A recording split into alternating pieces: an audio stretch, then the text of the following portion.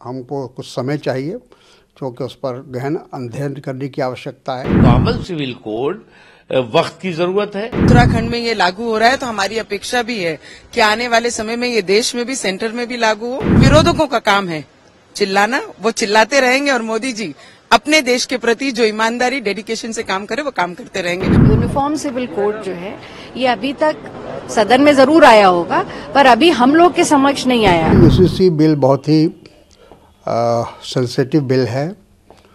काफ़ी दिनों से इस पर चर्चा हो रही है देश के अंदर, और जब हमारा संविधान बन रहा था उस समय भी इस पर काफ़ी चर्चा हुई, काफ़ी बहस हुई, मंथन हुआ, लेकिन लोग किसी नतीजे पर नहीं पहुँचे।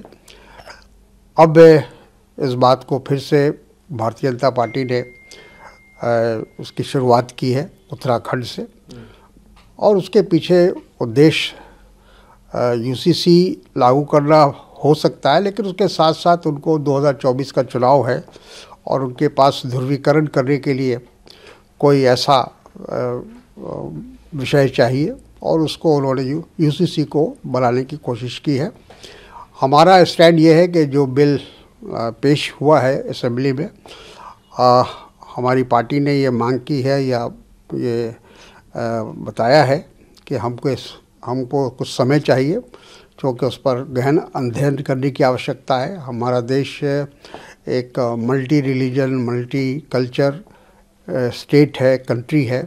ऐसी हालत में कोई भी फैसला करने से पहले उसके हर पहलू को देखने की आवश्यकता है, और इसके लिए समय की आवश्यकता है। तो हमारे कांग्रेस पार्टी का स्टैंड ये है कि हम उसको अध्ययन करने के बाद ही अपनी प्रतिक्रिया देंगे। यूनिफॉर्म सिविल कोड जो भी गवर्नमेंट ऑफ द डे, चाहे स्टेट्स की हो चाहे सेंटर की हो, उसकी कॉन्स्टिट्यूशनल रिस्पांसिबिलिटी है, कॉन्स्टिट्यूशनल ड्यूटी है।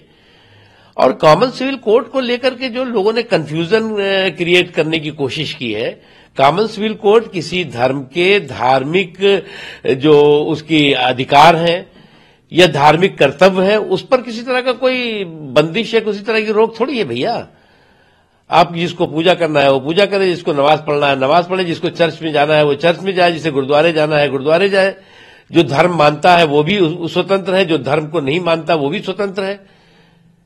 इसलिए कॉमन सिविल कोड वक्त की जरूरत है, और मुझे लगता है कि जो राज्य भी और जो भी इस क्षेत्र दिशा में काम कर रहे हैं वो संवैधानिक रूप से अपनी संवैधानिक कर्तव्यों का निर्वहन कर रहे हैं। आज तक मोदी जी के विचारों पे चलने वाली जितनी भी राज्य हैं, भाजपा शासित जितने भी राज्य हैं, अगर उत्तराखंड में ये लागू हो रहा है तो हमारी अपेक्षा भी है कि आने वाले समय में ये देश में भी, सेंटर में भी लागू हो।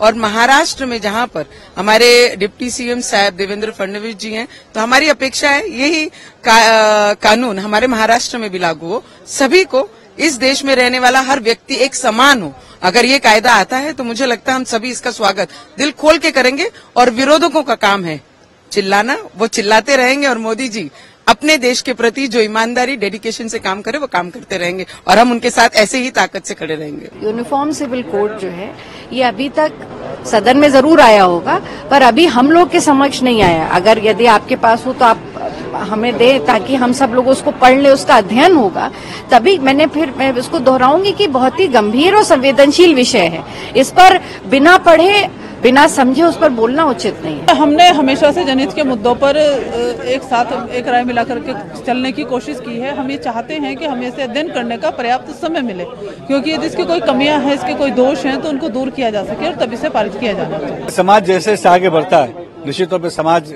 की नई नई जरूरतें सामने आती हैं, और जिम्मेदार सरकारों की ये जिम्मेदारी है कि समाज की जरूरतों को समझते हुए सकारात्मक दिशा के माध्यम से, संवाद के माध्यम से समाज को बेहतर दिशा में आगे ले जाएं, हमारे समाज समृद्धि की तरफ आगे बढ़े।